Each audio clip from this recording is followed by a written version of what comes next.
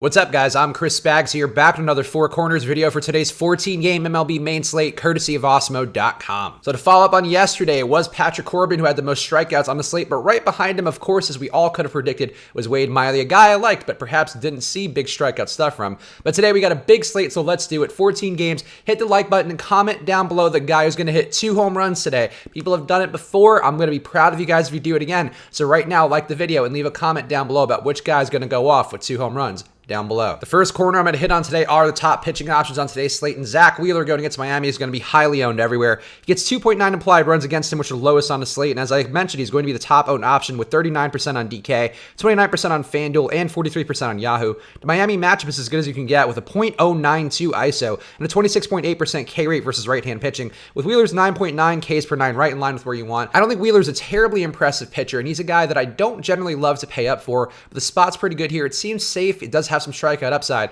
so I don't mind going with the field with Wheeler, and I really don't see the value in leveraging against him because Miami's just not good enough probably to put up big production. Justin Verlander versus Texas will also be a popular option today. He gets 3.2 implied runs against him, and Verlander's performance is in line with previous years with a 13.1% swing strike rate and 10.7 Ks per 9. Texas is much better versus right-hand pitching than left-hand pitching with a 346 on-base percentage and a 208 ISO, but Verlander's Verlander. It's hard to find a guy with his kind of talent on today's slate. I have no problem going to Verlander today, even though Texas is much more threatening today than they were yesterday versus Wade Miley. Jake Odorizzi going against Detroit is also a guy who's going to come up a lot today. Gets 3.6 implied runs against him, and Detroit has a 26.4% K rate versus right-hand pitching so far in 2019. Odorizzi's 12.6% swing strike rate and 9.6 Ks per 9 are slightly up on his numbers going back to last year, but they seem sustainable, even though his 48.8% fly ball rate does pose some concern. Detroit's not a great team. They are a team who can upset some things, so I'm going to have Odorizzi. I'll probably have a few leverage stacks to Detroit as well in case Odorizzi does blow up. He's a guy who seems good so far, but he may be due for some negative regression. I'm still more willing to trust him than not, though. The next corner I want to hit under the top stacks on today's slate, and an Angel stack against Dan Straley is far and away the best looking one today.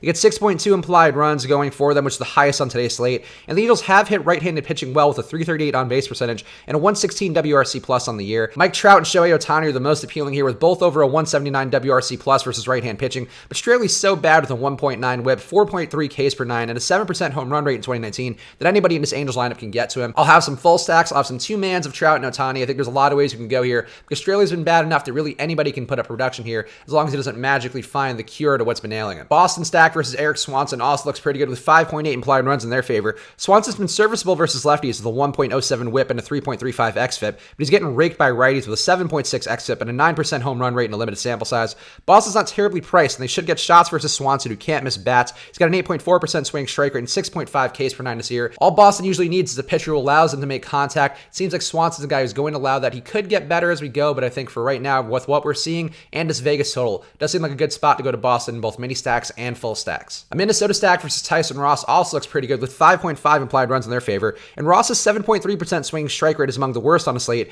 Now he's going against the Minnesota team with an otherworldly 237 ISO versus right-hand pitching. Jorge Polanco looks like a really strong play, but he's also one of the highest priced guys on the slate, so you're going to be paying a premium to get to him, but he does seem like he's worth it. But really, everybody on the Twins lineup besides Marwin Gonzalez has had major success this year. You can stack him up a bunch of ways, and the spot here seems like a good one going against Tyson Ross. The next corner I want to hit on are the lower-owned options on today's slate, and Herman Marquez going against San Diego seems like a good one. He gets 4.3 implied runs against him at Coors, which is pretty good by Coors standards. He's going against a San Diego team who has an over 26% K rate expected in their projected lineup, and Marquez has missed bats extremely well with a 14.1% swing strike rate and a 36.6% chase rate. Coors is always a risk, but it's going to drive down ownership on a guy who seems due for some positive strikeout regression based on the numbers he's shown. There's only one lefty expected in the San Diego lineup, and that's where Marquez does struggle a little bit more, so it's a good spot here. The lineup should play into Marquez's hands. I think it's a situation here where I like him quite a bit here and under 10% ownership. And a Toronto stack versus Dylan Covey also looks interesting today with 5 implied runs in their favor. Toronto's not very impressive, but Covey's been bad this year in a limited sample size with 3 Ks per 9 and 8.1% swing strike rate, which isn't far off his numbers going back to last year. Toronto strikes out 27.2% of the time versus right-hand pitching, but Covey's so bad there should be production here.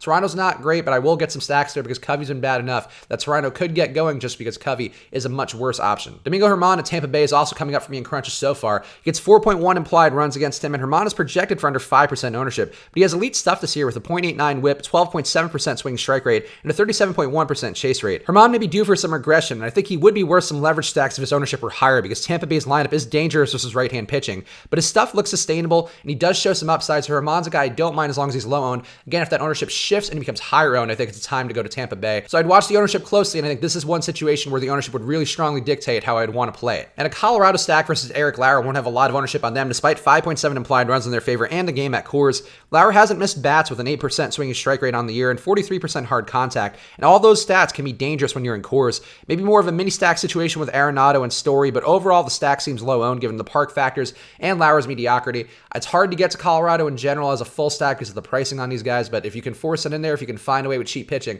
I think it's a good situation to go to them because Lauer doesn't seem like a guy who's going to have a lot of success in Coors. Now to the last corner on today's slate, the one-offs. Jorge Polanco going against Tyson Ross is a guy I like a lot. Polanco has a 334 batting average with a 156 WRC plus versus right-hand pitching going back to last year, and his price being up stupidly high will drive down ownership. Again, you're going to be paying a premium for him, but the hope is the matchup balances it out. So I don't mind going to Polanco here. He's going to be low owned because of that price being up. So if you can afford him, I think he's a play worth having. Shohei Ohtani versus Dan Straley is another one-off I like a lot. Ohtani's just been back in the lineup for a few days, but he has a 309 batting average and a 179 WRC plus versus right-hand pitching going back to last year, and that'd be amongst the best on the slate. While Straley allows a 1.65 whip and 46% hard contact to lefties, Ohtani hasn't shown much since returning to the lineup yet, but this is a spot here where he can show what he can do, and Ohtani's price is pretty reasonable because he is just coming back from that injury. And Chris Davis versus Cody Anderson is the last one-off I want to talk about today. Anderson's been very bad in a limited 30-batter sample size with a 2.47 whip and 56% hard contact versus righties. While Davis is significantly priced down after injuries over the last few days, he can get back on track here. Anderson, a guy who doesn't show a lot of signs of positive regression. I think it's a good spot here for Davis. He's cheap because of the injuries, so that's really what you're hoping for here. If he does have a 2-home run day, you're going to get a lot of value at his price. So there are my thoughts on today's slate. So right now, like this video and leave that comment down below about which player you think is going to hit a double dong today. You guys are good enough to do it. I believe in you. So right now, leave that comment down below. And of course, throw me a like. The likes help out a lot, help keep the lights on here. So please do that. And use that promo code SWITCHANDHEDGE for half off your first month on any package at Osmo.com. All the ownership projections, rankings, the daily deep dive column if you get an MLB package, those are all things that are going to help you get much better at building lineups every day. You could also get an all sport package, get my premium NBA column every single playoff day during the weekdays. Weekends would be a little bit much. But other than that, please go sign up now. Use that promo code SWITCHANDHEDGE to get half off your first month. I'll be back on Monday with another Four Corners video, so enjoy your weekend and good luck.